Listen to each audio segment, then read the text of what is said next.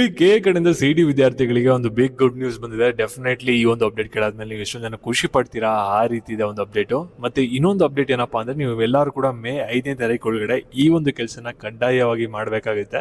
ಏನಾದರೂ ಮಾಡಿಲ್ಲ ಅಂದ್ರೆ ಸಿಟಿ ರಿಸಲ್ಟ್ ಬಂದಾದ್ಮೇಲೆ ಕೆಲವು ಪ್ರಾಬ್ಲಮ್ಗಳು ಅರೈಸ್ ಆಗ್ಬೋದು. ನಿಮಗೆ ಏನೊಂದು ಕೆಲಸನ ಮಾಡಬೇಕೆಲ್ಲದ್ರ ಬಗ್ಗೆ ಕೂಡ ಈ ಒಂದು ವಿಡಿಯೋದಲ್ಲಿ ತಿಳಿಸ್ಕೊಡ್ತೀನಿ.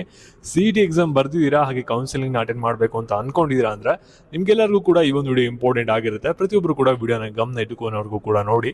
ಅದಕ್ಕಿಂತ ಮುಂಚೆ ಯಾರು ಚಾನಲ್ ಸಬ್ಸ್ಕ್ರೈಬ್ ಮಾಡ್ಕೊಂಡಿರಲ್ಲ, ಪ್ರತಿಯೊಬ್ಬರು ಕೂಡ ಸಬ್ಸ್ಕ್ರೈಬ್ ಮಾಡ್ಕೊಳ್ಳಿ. ಹಾಗೆ ಪ್ರತಿಯೊಬ್ಬರು ಕೂಡ ವಿಡಿಯೋಗೊಂದು ಲೈಕ್ ಕೊಡಿ. ಇವಾಗ ನಾವು ಡೈರೆಕ್ಟ್ ಆಗಿ ವಿಡಿಯೋ ಬಗ್ಗೆ ಬರೋಣ. ಅದಕ್ಕಿಂತ ಮುಂಚೆ ಒಂದು ಇಂಪಾರ್ಟೆಂಟ್ ವಿಷಯ, ಇಲ್ಲಿ ನೀವೆಲ್ಲರೂ ಕೂಡ ಸಿಟಿ ಎಕ್ಸಾಮ್ ಬರ್ದಾದ್ಮೇಲೆ ನನ್ನ ರಿಸಲ್ಟ್ ಎಷ್ಟು ಬರುತ್ತೆ ಸಿಟಿ ರ್ಯಾಂಕಿಂಗ್ ಅಂತ ನೀವು ಕೇಳ್ತೀರಾ.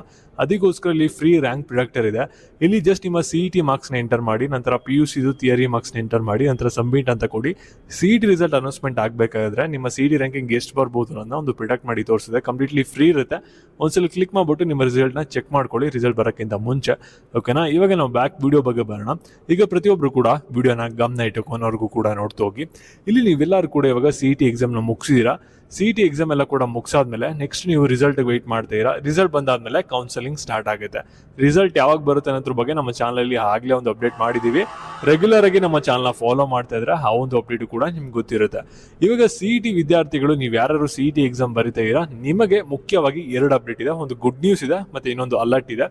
ಏನಂದ್ರೆ, ಇವಾಗ ಅಲರ್ಟ್ ಬಗ್ಗೆ ತಿಳಿಸ್ಕೊಟ್ಬಿಡ್ತೀನಿ. ಇಲ್ಲಿ ನೀವು ಯಾರ್ಯಾರು ಸ್ಪೆಷಲ್ ಕ್ಯಾಟಗರಿಗೆ ಬಿಲಾಂಗ್ ಆಗಿದ್ದೀರಾ, ನಿಮ್ಗೆಲ್ಲರಿಗೂ ಕೂಡ 5ನೇ ತಾರೀಕಿಂದ document verification key office Malleshwaram ಅಲ್ಲಿ ನಡೀತಿದೆ. ಓಕೆನಾ? ಟು ನಿಮ್ಮ ಕ್ಯಾಟಗರಿ ಆ ಒಂದು ಡೇಟ್ ಪ್ರಕಾರ ನೀವೊಂದು ಕೀ ಆಫೀಸ್ಗೆ ಹೋಗ್ಬೇಕಾಗುತ್ತೆ. 5ನೇ ತಾರೀಕು ಒಳಗಡೆ ನೀವೇನ್ ಮಾಡಿ ಅಂದ್ರೆ, ನಿಮ್ಮ ರಿಲೆವೆಂಟ್ ಸ್ಪೆಷಲ್ ಕ್ಯಾಟಗರಿ ಸರ್ಟಿಫಿಕೇಟ್ ಮತ್ತೆ ಎಕ್ಸ್ಟ್ರಾ ಡಾಕ್ಯುಮೆಂಟ್ಸ್ ಏನೇನು ತಗೊಂಡು ಹೋಗ್ಬೇಕು ಅಂತ ತಿಳಿಸ್ಕೊಡಿದೀವಲ್ಲ ಲಾಸ್ಟ್ ವಿಡಿಯೋದಲ್ಲಿ, ಅದ್ರ ಪ್ರಕಾರ ನೀವೊಂದು ಡಾಕ್ಯುಮೆಂಟ್ಸ್ಗಳನ್ನ ಕೀ ಆಫೀಸ್ಗೆ ಹೋಗ್ಬಿಟ್ಟು ಸಬ್ಮಿಟ್ ಮಾಡ್ಬಿಟ್ಟು ನಿಮ್ಮ ಡಾಕ್ಯುಮೆಂಟ್ ವೆರಿಫಿಕೇಶನ್ ಮಾಡಿಸ್ಕೊಳ್ಳಿ. ಇಲ್ಲೇನಾದ್ರೂ ನೀವು ಈ ಒಂದು ಡೇಟ್ಗಳಲ್ಲಿ ಸ್ಪೆಷಲ್ ಕ್ಯಾಟಗರಿ ಡಾಕ್ಯುಮೆಂಟ್ ವೆರಿಫಿಕೇಶನ್ ಮಾಡಿಸ್ಕೊಂಡಿಲ್ಲ ಅಂದ್ರೆ ನಿಮಗೆ ಆ ಒಂದು ಸ್ಪೆಷಲ್ ಕ್ಯಾಟಗರಿ ರಿಸರ್ವೇಶನ್ ರಿಮೂವ್ ಮಾಡ್ತಾರೆ. ನಿಮಗೆ ಕ್ಲೈಮ್ ಆಗಲ್ಲ ಕೌನ್ಸಲಿಂಗ್ ಟೈಮಲ್ಲಿ. ಓಕೆನಾ? ಅವಾಗ ಕಟ್ ಆಫ್ ಜಾಸ್ತಿ ಆಗುತ್ತೆ, ನಾರ್ಮಲ್ ಕ್ಯಾಟಗರಿಗೆ ನೀವು ಬರ್ತೀರಾ. ಅದಕ್ಕೋಸ್ಕರ ಡಾಕ್ಯುಮೆಂಟ್ ವೆರಿಫಿಕೇಶನ್ ಮಾಡಿಸ್ಕೊಳ್ಳಿ. ಮತ್ತೆ ಇನ್ನೊಂದು ನಿಮ್ಗೆಲ್ಲರಿಗೂ ಕೂಡ ಗುಡ್ ನ್ಯೂಸ್ ಇದೆ. ಏನಂದ್ರೆ, ನಿಮಗೆ ಲಾಸ್ಟ್ ವಿಡಿಯೋದಲ್ಲಿ ಒಂದು ಅಪ್ಡೇಟ್ನ ತಿಳಿಸ್ಕೊಡಿದೆ. ಇಲ್ಲಿ ಯಾರ್ಯಾರು ಇವಾಗ ಅಗ್ರಿ ಪ್ರಾಕ್ಟಿಕಲ್ ಎಕ್ಸಾಮ್ಗೆ ನೀವು ಅಪ್ಲೈ ಮಾಡಿದ್ರೆ ನಿಮ್ಗೆಲ್ಲರಿಗೂ ಕೂಡ ಒಂದು ಅಪ್ಡೇಟ್ ಬಂದಿತ್ತು, ಎಲಿಜಿಬಲ್ ಲಿಸ್ಟ್ ಮತ್ತೆ ನಾನ್ ಎಲಿಜಿಬಲ್ ಲಿಸ್ಟ್ ಅಂತ. ಇಲ್ಲಿ ನೀವು ಯಾರ್ಯಾರು ನಾನ್ ಎಲಿಜಿಬಲ್ ಲಿಸ್ಟ್ ಅಲ್ಲಿ ಬಂದಿದ್ರಲ್ಲ, ನಿಮಗೆ ಇನ್ನೊಂದು ಚಾನ್ಸ್ ನ ಕೊಟ್ಟಿದ್ರೆ ಮೇ 4ನೇ ತಾರೀಕುವರೆಗೂ ಕೂಡ ನೀವು ಆನ್ಲೈನ್ ಡಾಕ್ಯುಮೆಂಟ್ಸ್ ನ ಅಪ್ಡೇಟ್ ಮಾಡ್ಬಿಟ್ಟು ಡಾಕ್ಯುಮೆಂಟ್ ವೆರಿಫಿಕೇಶನ್ ಮಾಡಿಸ್ಕೋಬಹುದು. ತಿರ್ಗಾ ನಿಮಗೆ ಮೇ 7ನೇ ತಾರೀಕು ಏನ್ ಮಾಡ್ತಾರೆ ಅಂದ್ರೆ, ಎಲಿಜಿಬಲ್ ಲಿಸ್ಟ್ ನಾನ್ ಎಲಿಜಿಬಲ್ ಲಿಸ್ಟ್ ನ ಬಿಡ್ತಾರೆ.